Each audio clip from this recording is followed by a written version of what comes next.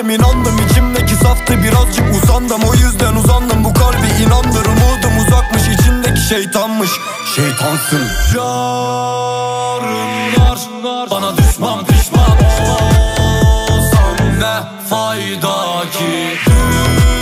Düştün sen bu gözümden düştün sen.